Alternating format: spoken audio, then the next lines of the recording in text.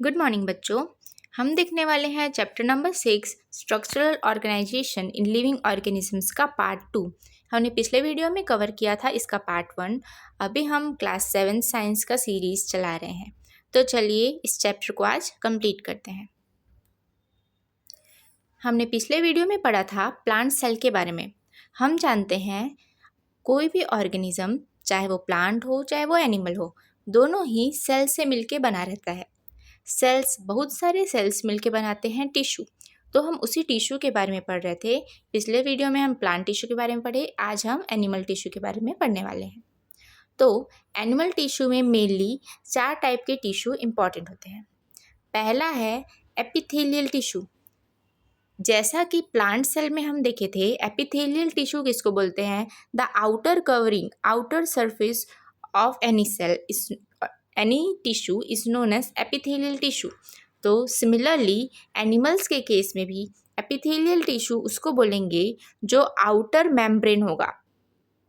अगर हम इसको समझने के लिए, अगर हम एक फ्रॉग को वाटर में छोड़ देंगे तो थोड़ी देर बाद हम देखेंगे कि कुछ फ्लोटिंग मेंबर, मतलब कुछ ट्रांसपेरेंट मेम्ब्रेन फ्लोट करेगा वाटर पे, और वही होगा एपिथेलियल टिश्यू। मतलब सबसे आउटर मोस्ट बॉडी के सरफेस में जो स्किन रहता है, जो टिश्यू रहता है, उसी को हम क्या बोलेंगे? Epithelial tissue. सेम हम प्लांट के केस में भी पढ़े थे। प्लांट के केस में क्या पढ़े थे? सबसे ऊपर था एपिथेलियल टिश्यू, उसके अंदर था ग्राउंड टिश्यू और उसके अंदर था पिथ। तो वैसे ही एनिमल के केस में भी एपिथेलियल टिश्यू मतलब the outer covering of the tissue is known as epithelial tissue. अगर हम एक ऑर्गन ले, स्टमक एक ऑर्गन है जो डाइजेस्टिव सिस्टम का पार्ट है ना। तो स्टमक के एपिथेलियल टिश्यू को क्या काम आता है? वो epithelial tissue of stomach forms the digestive enzymes and that of intestine helps in digestion and absorption of food। मतलब स्टमक का epithelial tissue digestive enzymes produce करने के काम आता है, जबकि इंटेस्टाइन का epithelial tissue absorption of food, मतलब फूड को अपने अंदर एब्जॉर्ब करने में काम आता है। अब हम देखने वाले हैं मस्कुलर टिश्यू के बारे में। मस्कुलर टिश्यू से आप सिंपली समझ सकते हैं मसल्स, ठीक है। मसल्स को ही बोलते हैं मस्कुलर टिश्यू। काऊ या बफेलो के में जो रंप होता है ना, ऐसे ऊपर उठा हुआ, ये क्या है? मस्कुलर टिश्यू से ही बना है। हमारे भी इंसानों के में भी मस्कुलर टिश्यू के कारण ही हम लोग उसको, जब मसल्स कॉन्ट्रैक्ट होता है या रिलैक्स होता है, तब हम अपने हाथ को मूव कर सकते हैं। मतलब movement of hand, feet and other organs depends upon the contraction and relaxation of muscles. अगर मसल्स नहीं रहेंगे तो हम अपने हाथ को, अपने पैर को मूव नहीं कर पाएंगे। तो मस्कुलर टिश्यू बहुत इंपॉर्टेंट है। मस्कुलर टिश्यू मेनली 3 टाइप की होती है: voluntary tissue, involuntary muscles and cardiac muscles. अब इन तीनों के बारे में हम डिटेल में पढ़ने वाले हैं, ठीक है। तो सबसे पहला है वॉलेंटरी मसल। वॉलेंटरी मसल मतलब कि हमारे हाथ का और पैर का मसल, जिसको हम लोग खुद कंट्रोल कर सकते हैं अपने विल के अकॉर्डिंग, मतलब अपने इच्छा से कंट्रोल कर सकते हैं, उसको बोलेंगे वॉलेंटरी मसल। सेकंड है इनवॉलेंटरी मसल। ऐसा मसल जिसको हम कंट्रोल नहीं कर सकते, जैसे कि डाइजेस्टिव ट्रैक का मसल, ब्लड वेसल का मसल, इसको हम लोग अपने से तो कंट्रोल नहीं कर पाएंगे, तो इनको क्या बोलेंगे? इनवॉलेंटरी मसल्स, ठीक है। फिर लास्ट है कार्डियक मसल। कार्डियक मसल मतलब ऐसा मसल जो हार्ट में प्रेजेंट है, मतलब वो वॉलेंटरी मसल के जैसा ही है, लेकिन उसका फंक्शन हम अब खुद से कंट्रोल नहीं कर सकते, वो अपने आप चलते रहेगा। मतलब हम अपने हार्ट को बोलेंगे तो रुक जाओ, तो वो रुक जाएगा क्या? नहीं रुकेगा, वो अपने आप मूवमेंट करता रहेगा। मतलब उसको हम अपने विल के अकॉर्डिंग कंट्रोल नहीं कर सकते, ठीक है। इसके बाद एक एक्टिविटी दिया गया है जिसमें आपको ऐसे बैठना है और अपने पैर को हिला के देखना है और यहाँ पे अपना हाथ रखना है, ठीक है। तो जैसे हम पैर को ऊपर नीचे करेंगे ना, तो हमको यहाँ पे फील होगा कि हमारा मसल्स भी हिल रहा है। और अगर मसल्स नहीं, बिना हिलाए मसल्स को अगर हम ऊपर नीचे करने की कोशिश करेंगे तो नहीं कर पाएंगे। इससे पता चलता है कि मसल्स ही रिस्पॉन्सिबल है जिससे हमारा हैंड या फीट ऊपर नीचे दायां बायां हो सकता है, ठीक है। फिर है next connective tissue. Connective tissue के नाम से ही समझ आ रहा है कि कनेक्टिव टिश्यू मतलब 2 जगह को, 2 पार्ट्स को कनेक्ट करने वाला। जैसे कि हो गया ब्लड, जैसे कि हो गया बोन, तो बोन और ब्लड क्या है, कनेक्टिव टिश्यू है, ठीक है। These cells, their cells are of different structure and function different according to conditions. In connective tissue के सेल्स, क्योंकि सेल्स से ही बने रहते हैं टिश्यू, है ना, तो कनेक्टिव टिश्यू के सेल्स के डिफरेंट फंक्शंस होते हैं और डिफरेंट स्ट्रक्चर होते हैं अकॉर्डिंग टू कंडीशंस। अगर अलग कंडीशन है तो उसका डिफरेंट स्ट्रक्चर होगा, दूसरा कंडीशन में दूसरा स्ट्रक्चर होगा, ठीक है। This tissue provide structure and support to our body. इन टिश्यू मतलब बोन और ब्लड के कारण ही हमारे बॉडी को क्या मिलता है, स्ट्रक्चर मिलता है। हमारा बॉडी अगर एक पर्टिकुलर वे में दिखता है तो वो कनेक्टिव टिश्यू के कारण ही दिखता है। You know that the transport of oxygen and food material throughout the body is carried out by blood. Blood क्या काम आता है, ब्लड ऑक्सीजन को और फूड को हमारे पूरे बॉडी में ट्रांसपोर्ट करता है। और since this tissue connect to all tissues they are called connective tissue, और इसीलिए इसको कनेक्टिव टिश्यू भी कहा जाता है, ठीक है। फिर नेक्स्ट है nervous tissue. This tissue is made up of nerve cells. You know nerve, brain, spinal cord and sensory organ constitute the nervous system. हम पिछले वीडियो में पढ़े थे रेस्पिरेटरी सिस्टम, एक्सक्रिएटरी सिस्टम, है ना, सर्कुलेटरी सिस्टम। तो वैसे ही एक रहता है नर्वस सिस्टम, और नर्वस सिस्टम किससे मिलके बना होता है, ब्रेन, स्पाइनल कॉर्ड और नर्व से मिलके बना रहता है।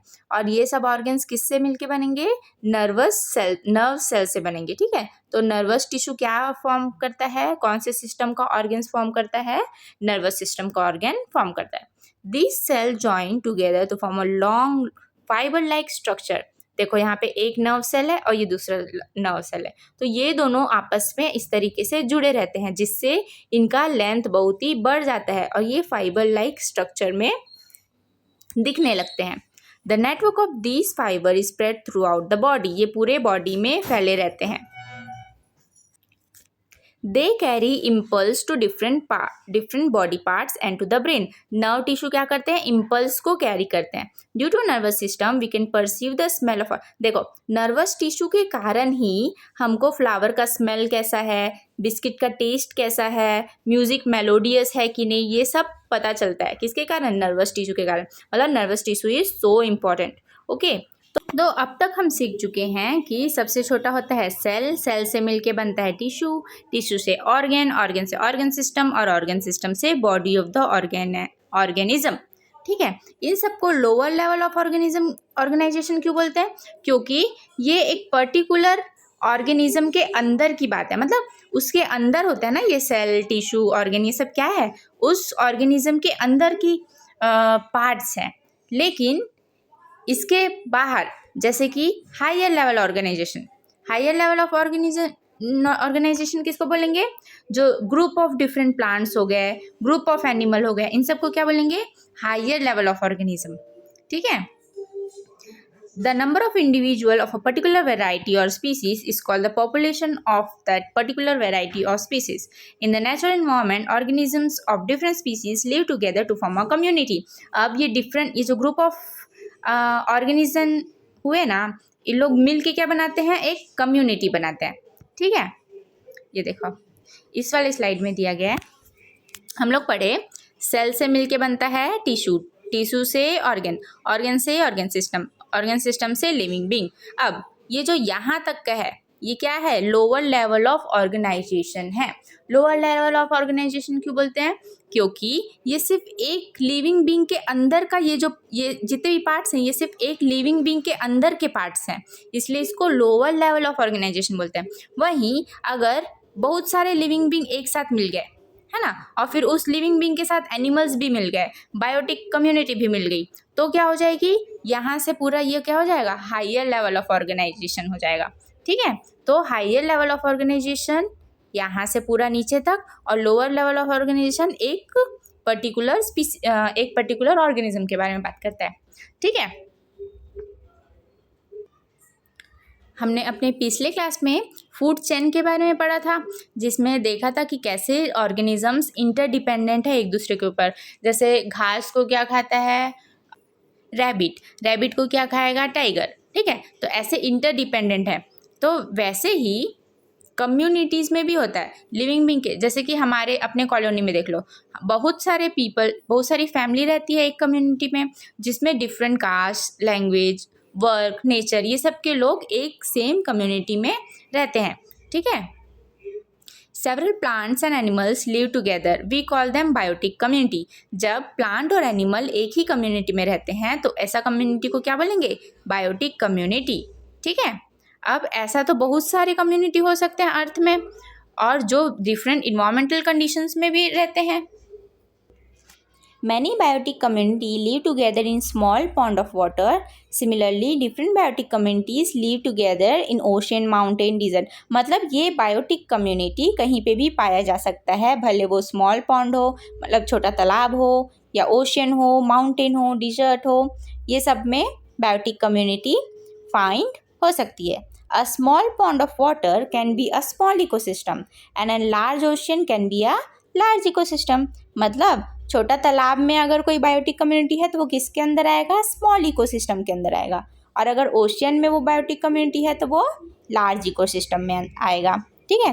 There are many such ecosystem on the earth, all this ecosystem constitute the biosphere. मतलब हायर लेवल ऑफ ऑर्गेनाइजेशन में सबसे ऊपर वाला लेवल कौन सा है? बायोस्फीयर का है। बायोस्फीयर किससे बनता है? बहुत सारे इकोसिस्टम से मिलके बनता है। मतलब सबसे पहले हम लोग देखें सेल, सेल के बाद आता है टिश्यू, टिश्यू के बाद ऑर्गेन, ऑर्गेन के बाद ऑर्गेन सिस्टम, और उसके बाद आता है ऑर्गेनिज्म। इतना हो गया लो लेवल ऑफ ऑर्गेनाइजेशन। उसके बाद आता है ऑर्गेनिज्म के बाद स्पीसीज, स्पीसीज के बाद पॉपुलेशन, पॉपुलेशन के बाद कम्युनिटी, और कम्युनिटी के बाद इकोसिस्टम। अब बहुत सारे इकोसिस्टम मिलके क्या बनाते हैं? बायोस्फीयर बनाते हैं, ठीक है। तो इस चैप्टर में इतना ही, मिलेंगे हम आपसे नेक्स्ट चैप्टर में। तब तक के लिए बाय बाय, जय हिंद एंड टेक केयर।